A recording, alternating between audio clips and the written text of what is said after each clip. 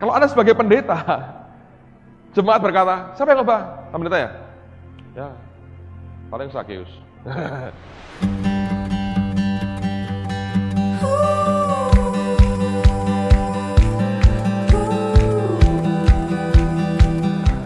Udah ketebak larinya mau kemana, itu gawat saudara.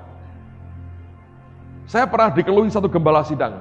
Dia berkata, Pak, jemaatku kurang ajar. Loh kok bisa? Iya, saya khotbah ya. Saya khotbah berseri. Baru 3 seri, baru 1 saja.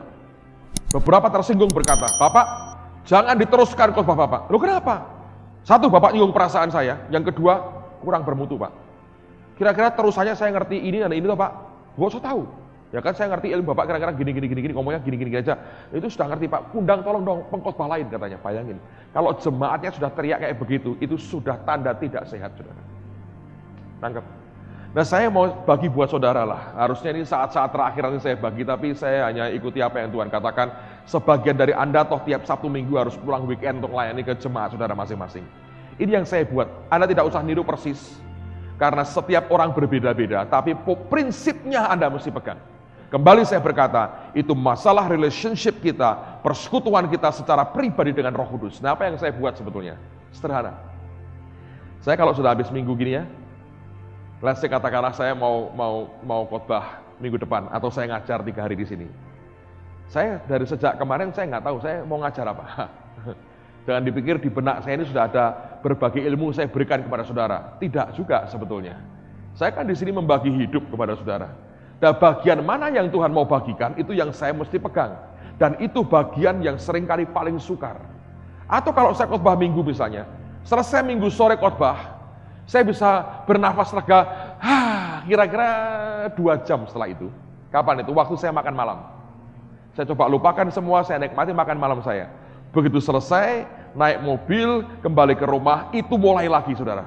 Tuhan, minggu depan kau mau ngomong apa? Saya tunggu gitu, doa, nggak ada apa-apa. Baca Alkitab, buka-buka, mati semua hurufnya. Nggak ada apa-apa kan? Tunggu Senin, nggak ada apa-apa. Selasa, kadang-kadang dia sudah ngomong, minggu malam langsung ngomong. Waduh kalau dia langsung ngomong, langsung saya tulis. Waduh tenang, seminggu itu tenang, hanya nyiapin hati aja. Tapi itu jarang-jarang saudara. Karena Tuhan itu selalu membawa kita pada kengerian-kengerian tertentu. Yang nyaris-nyaris itu loh. Pak Arifin bilang dengan Tuhan itu ngeri-ngeri sedap katanya. Selalu ngeri, akhirnya baru sedap. Tapi terakhir baru sedap. Nah itu yang paling struggle buat saya. Sehingga kebanyakan kerjaan saya apa? Nganggur. Tapi kalau sampai saya penuh kerjaan di kantor, di gereja, saya ngomong dengan orang, saya ngurusi banyak hal, hati saya tidak pernah geser dari gelombangnya Tuhan. Karena anytime itu dia bicara. Kadang dia ngomong lewat 1 orang ngomong sepatah kata, boom, dia berkata, ini keluar, Nah Tuhan kalau bicara seperti meneteskan tinta pada sebuah tempat toples isinya air. Setetes, terus ngembang, Anda perhatikan ya, ngembang tuh. Cara seperti itu Allah bicara. Jadi saya nggak perlu kelabaan cari buku, cari segala macam. Saya banyak baca buku untuk makanan rohani saya. Tapi itu bukan untuk cari bahan khotbah kepada orang lain. Nggak ada seninya saudara kalau begitu caranya. Itu bukan pesan Tuhan, itu sebetulnya makanan kita. Nah Anda mungkin yang pernah sekolah teologi pernah diajari ilmu berkhotbah. Saya nggak pernah belajar ilmu khotbah. Yang saya tahu yang Tuhan omongin apa tak sampein itu aja. Memang Pak Adi Sutanto pernah dari dulu tanpa sengaja dia ngajari saya bagaimana sistematikanya. Tapi di balik itu saya berkata, hari ini saya berkata, lebih kepada apa yang saya tangkap yang Tuhan katakan. Dan saya memang suka belajar, saudara. Jadi ketika dia ngomong sesuatu, saya gali, saya minta Tuhan ajari aku lebih tuntas. Jadi saya gerakin lebih dalam. Nanti Anda akan lihat keseluruhan dari konsepnya, Anda ngerti, ini yang Tuhan mau. Kadang-kadang ya kalau dia ngomong begini, Senin dia ngomong sepotong. Saya baca tulis, berhenti, titik. Terus, tidak ada apa-apa lagi. Diapain Pak? Ya tutup tinggal tidur saudara. Saya berkata ini nggak ngomong, dia pasti nggak ngomong lah. Saya kan bergaul, saya kan ngerti apa yang Tuhan mau. Kalau dia belum selesai, saya ngerti. Kalau dia mau cuman itu, sudah ya sudah. Loh kok nggak berdoa begini Pak? Loh ada waktu saya berdoa. Tapi relationship saya dengan dia 24 jam setiap hari. Nangkap saudara? Nah itu yang membuat berbeda. sebetulnya. Dan itu kadang-kadang stres, saudara. Karena Anda tidak bisa hidup seperti orang normal. Apa pikir Anda saya ini bisa nikmati kehidupan saya seperti orang normal nikmati? Nggak bisa. Liburan Pak, liburan, ayo liburan. Untuk kepentingan anak-anak dan tubuh saya liburan mau, saudara. Tapi apakah selama liburan itu saya bisa rileks setelah saya tanggalkan kekristenan saya 5 menit dulu, ninggalkan Tuhan 5 menit, saya mau rileks menikmati diri saya? Nggak bisa, saudara. Di saat lagi rileks, dia ngomong kelabaan, saya cari Alkitab, cari apa, Kalau tidak begitu, saudara, nggak akan keluar apapun. Saya mau beritahu ya, kalau Anda gembalain gereja, saudara akan dibawa kepada titik ini. Itu titik yang dulu saya paling takuti. Gimana saya ketemu dengan orang yang sama, saya harus ngomong berbeda, dan lalu mereka berkata, luar biasa. Saya berkata, kamu tinggal luar biasa, yang jalani ini yang repot, saudara. Dan tidak banyak orang tahu. Istri saya tahu. Tapi kebanyakan orang tidak tahu. Jadi mereka makanya saya itu dikenal orang katanya paling susah untuk diundang khotbah. Saya berkata mungkin lah. Karena saya nggak cari kerjaan, saudara. Karena Anda pegang gereja itu sudah pekerjaan yang berat sekali. Tapi saya berkata, saya mau kalau diperintah Tuhan, saya mau, saudara. Dalam tanggung jawab yang penuh, tapi dengan syarat dia bicara. Dan saya tinggal sampaikan apa yang dia katakan. Nah, kadang-kadang dia ngomong sepotong ya, satu ayat. Ini saya tunggu, saya berdoa, ini apalagi Tuhan. Kalau sudah selesai, saya bilang, ya sudah, cuman ini.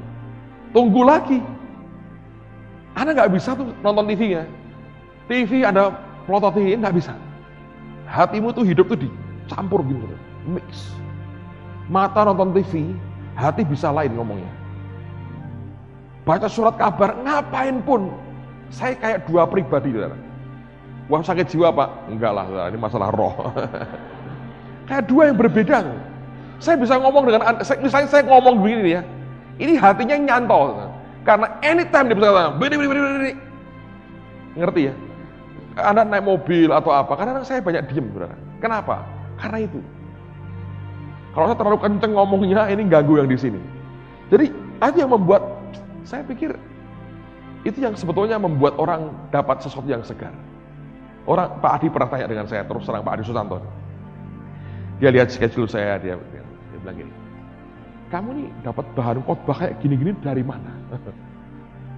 Caramu nyiapin buku apa yang kamu punya? Wah, itu rahasia Pak Adi, itu harta karun. Saya serahkan, wah repot, saya bilang. Dia coba kejar saya, apa? Kamu belajar dari mana? Saya bilang, saya cerita apa yang saya bilang. Saya bilang, ini yang terjadi. Saya nggak bisa mereka-reka apa-apa. Karena itu harus jadi kehidupan yang dibagikan kepada jemaat, sehingga mereka boleh menikmati kehidupan yang dari Allah datangnya. Jadi kalau saudara mau khotbah, itu caranya. Tuhan ngajari kita dengan banyak hal. Itu pun kadang-kadang, saudara, rasanya sudah disiapin Tuhan. Saat terakhir di mimbar, dia ubah semua. Yang gawat, ayatnya di mana? Lupa. Ini kan Alkitab saya relatif baru nih. Yang lama saya tinggal. Nah, saya ini ingat tempatnya aja karena saya beri tandakan, saudara. Tapi nggak ingat ini pasal mana, ayat berapa, nggak ada itu. Saya nggak, kadang-kadang saya gampang lupa yang itunya. Dia ngomong, teng, wah di mana ya? Saya cari di Alkitab nggak ada tandanya. Saya kelabaan, saya panggil teman-teman, cari ayat ini, ayat ini, ayat ini. Yang pernah ikut pelayanan saya akan ngerti. Ini di mana ya? Cari, mereka cari, saudara. Ketemu Pak, nah ini betul-betul saya kasih tanda. Nah, kok goblok-goblokan? Memang goblok kok, saudara. Ngaku aja sudah. Memang goblok. Kemarin saya akan khotbah. Alkitab berkata, Tuhan jadi sandaranmu. Kata sandaran artinya kebodohanmu. Nyandar ke Tuhan seperti orang goblok. Dan memang kita goblok. Yang pinter Tuhan. Amen. Ada teman satu nih. Ini orang ini langganan saya buat celanaan, buat jas. Cukup terkenal di Semarang. Pegawainya satu itu jemaat kami. Dia kan denger. Nah saya tapi kalau buat jas di tempat dia, saya nggak banyak ngomong. Dia ini orangnya ngomong dan kenceng kalau ngomong. Kayak di pasar kalau di tempatnya dia, ngomong terus. Saya itu nggak banyak ngomong lah. Saya bilang enggak lah. Saya sudah terlalu banyak ngomong ini kan saya ngomong terus nih setiap hari sekian jam. Saya terlalu banyak ngomong. Tapi kalau waktu diam saya diam karena dia kan tidak tahu apa yang di pergumulan saya. Satu hari mereka berdua pergi. Anak buahnya kan jemaat saya. Tanya gini, Pak Petrus tuh nggak pinter tenan toh. Kita nggak pinter loh orangnya, diem terus katanya. Saya bilang, memang nggak pinter kok, gobloknya luar biasa loh. Cuman ngertinya nyandar ke Tuhan, memang goblok saudara. Kalau Anda merasa Anda pinter, malah kebalikannya di depan Tuhan. Ngerti saudara? Bergantung ke Dia. Anda akan bisa berikan yang fresh, yang segar dari Tuhan every time, setiap saat. Anytime diminta, yang keluar itu perkataan yang dari Tuhan. Orang dengar akan berkata, aku makan sesuatu loh. Bukan berarti saya nggak belajar, saudara. Oh, saya ini belajar sekali. Saya diberi Meren Hickey, satu komputer yang saya beli. Dia kasih uang saya sekian ribu dolar. Saya beli komputer, saya punya laptop yang saya sering kali saya bawa juga hari ini. Itu isinya konkordansi segala macam PC komputer yang Alkitab, yang softwarenya itu begitu banyak di situ. Saya belajar, saudara. Kalau enggak dari mana? Saya belajar. Tapi apa yang saya sampaikan bukan dari apa yang otak saya pelajari, tapi apa yang Tuhan katakan. Roh Kudus lalu pimpin untuk ngembangin, bawa lebih dalam, untuk nyebar. Nah, kalau ini jadi bagian dari kita, caramu bergaul dengan Tuhan itu menentukan segala-galanya. Kalau saudara mau pelayanan, Anda mau berbuat apapun, minta Roh Kudus sebagai penolong saudara. Tapi tidak bisa mendadak. Anda mesti belajar membiasakan diri bergaul dengan Tuhan setiap hari. Pergaulan dengan Tuhan itu akan membuat akhirnya engkau makin peka, makin dewasa, makin ngerti apa yang harus engkau lakukan. Kadang-kadang saya ini berpikir ya, Tuhan aku ini pengangguran tapi bisa dalam sekaligus mengerjakan banyak hal. Saya kadang-kadang heran, saya bisa ngajarin, saya bisa bersiap ngajar di School of Acts. Yang Anda tahu itu menghisap tenaga bisa-bisaan. Henry Jones teler loh. Anda sedot habis tenaganya. Gereja tinggal ampasnya itu sudah teler gitu. Hanya karena kewajiban yang dia mau tetap kerjakan. Dia ngomong bolak-balik, aduh ini saya ini disedot habis di School of Acts. Tapi baguslah Anda bisa peras orang sampai habis, itu artinya Anda haus dan lapar akan Tuhan. Kalau bisa keluar dari sini masih seger, saya berkata saya meragukan hatimu loh saudara. Kalau semua pembicara keluar dari sini teler habis-habisan, kayak Larry Kiefer udah teler, saya berkata bagus ini. Karena kalau Anda bisa buat orang teler, artinya Anda hisap mereka sampai titik darah penghabisan. Nah itu bagus saudara, artinya Anda haus dan lapar akan dia. Tapi Anda tahu ngajar di sini berat. Pak Dudi itu pulang hari apa pengen ngajar sampai Solo langsung blek tidur saudara, nggak tahan lagi dia. Dan saya berterima kasih ada serap dia sampai habis-habisan. Tapi dia senang, dia akan ngajar lagi nanti bulan Oktober ya. Alright. Lalu saya berkata di gereja, kalau saya tahu, saya itu bisanya libur sedikit itu kalau saya keluar kota sih. Begitu saya di Semarang, dari pagi sampai sore, kadang-kadang ngantor dari pagi sampai sore itu banyak hal yang harus diselesaikan. Nah itu juga membutuhkan energi. Mengurusi khotbah di gereja, khotbah di tempat lain, bisa ngajari matematika anak saya, PPKN, bahasa daerah, bahasa Indonesia, ulangan agama, apalagi ya, keterampilan segala macam. Saya masih sempat ngajarin anak saya sekolah. Buat PR saya ajari, mau ulangan saya omongin gitu ya, diajarin gitu ya. Saya berkata dari mana semuanya ini? Tuhan saudara. Tapi kalau Anda tidak punya pergaulan dengan dia, saya mau beritahu saudara ya, Anda akan kolaps, nggak akan tahan. Karena tidak akan pernah bisa kita bertahan dengan waktu yang singkat tanpa ketergantungan Tuhan yang kuat di dalam kehidupan kita. Dan itu hanya terjadi kalau Anda dan saya belajar bergaul dengan Roh Kudus. Itu aja. Saya berdoa ini jadi kenyataan dalam kehidupan. Jangan pernah mau hidup dengan kekuatanmu sendiri, saudara. Nggak akan kuat, tidak akan kuat. Nggak akan tahan, saudara.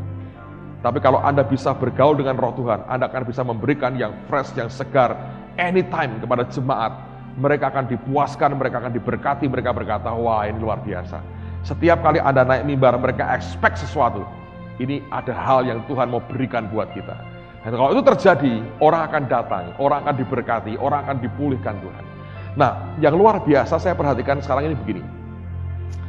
Ini kan, ya ini yang Pak Yusak terakhir bilang, sebetulnya ini yang diinginkan Tuhan, setiap hamba Tuhan itu bisa mencapai itu. Akhir-akhir ini saya mendengar banyak orang ngomong pada saya begini, Pak, Bapak kok bisa baca hati saya? Saya bilang, kapan baca hati saya? Ada yang bilang, Bapak kok bisa ngerti persis hidup saya? Saya bilang, nggak ngerti saya. Nah itu khotbahnya persis hidup saya semua itu. Kayak baca hati saya. Bukan saya yang baca, Roh Kudus yang bicara kepada Anda. Ada orang yang ngomong ini, baru Pak kemarin diomongin, tiba-tiba besoknya Bapak khotbah itu. Siapa yang ngerti saudara? Tuhan. Nah orang yang sama, duduk di ruangan yang sama, dapatnya bisa lain-lain. Siapa yang buat saudara?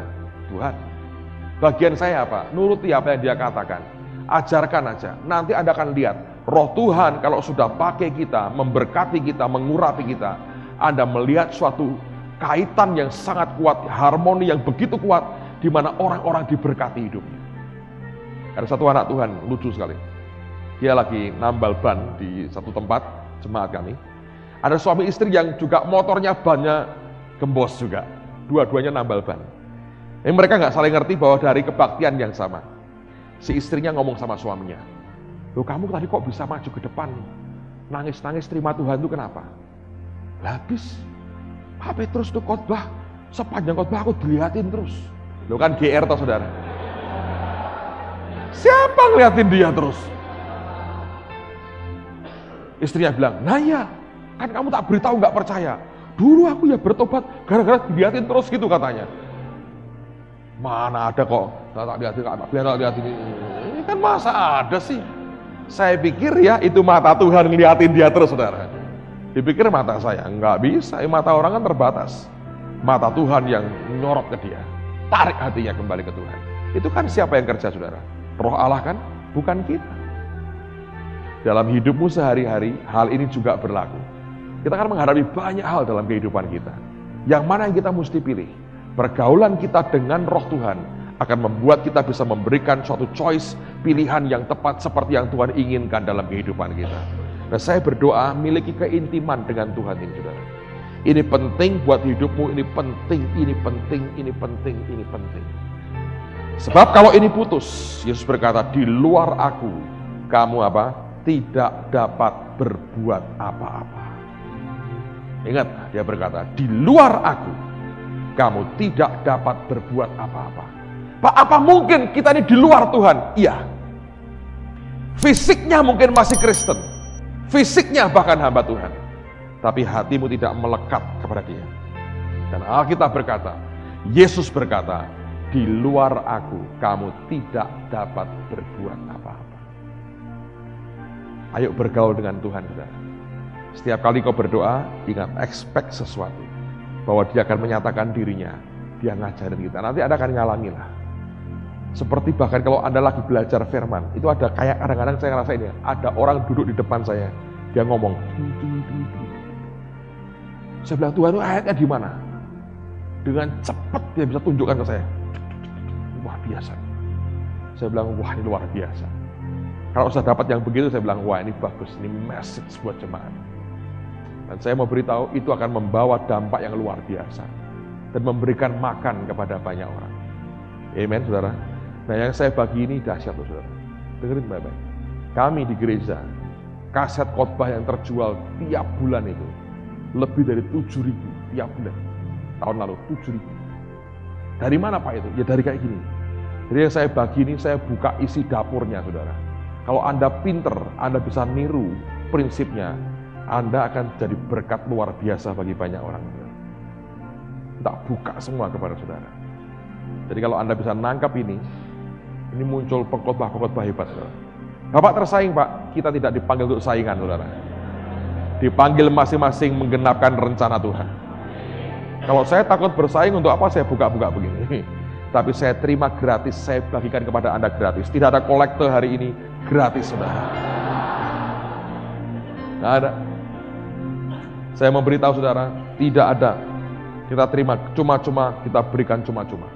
Masalahnya adalah apakah saudara mau tidak bergaul dengan dia seperti itu.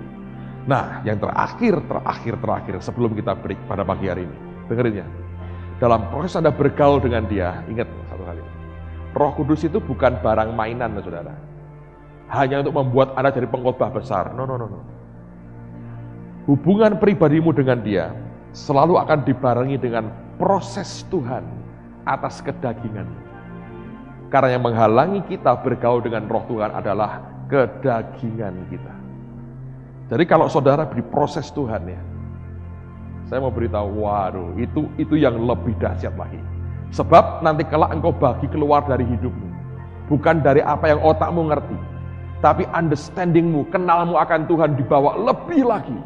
Dan itu membuat saudara pada akhirnya berkata, wow, Tuhan itu dahsyat.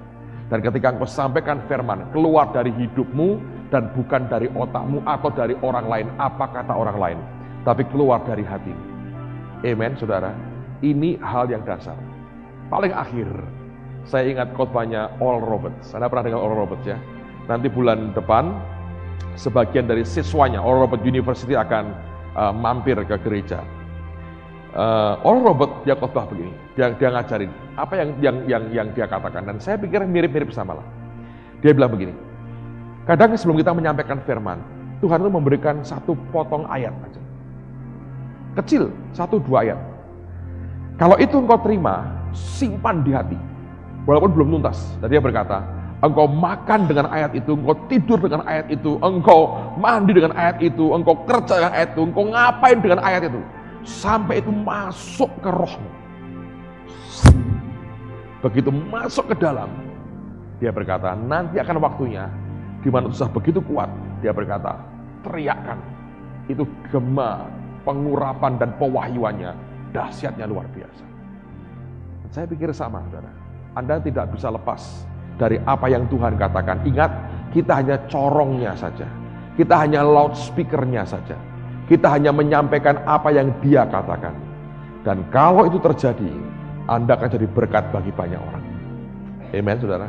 Sekali lagi, yang saya buka ini adalah rahasia dapur, saudara. Saya berkata secara fisik, ini jadi berkat bagi banyak orang. Tiap bulan, 7.000 yang keluar, saudara. Amen. Dan saya percaya kalau Anda bisa nangkap ini, one day akan keluar dari tengah-tengah kita orang-orang yang bisa menyampaikan akan berita firman kepada orang lain dengan luar biasa. Anda akan merasa bersyukur Anda bisa dipakai Tuhan memberi makan begitu banyak orang. Dan jiwa-jiwa yang haus dan lapar akan Tuhan dipuaskan oleh karena ketaatan kita dan karena kita mau bergaul dengan Tuhan di dalam kehidupan kita.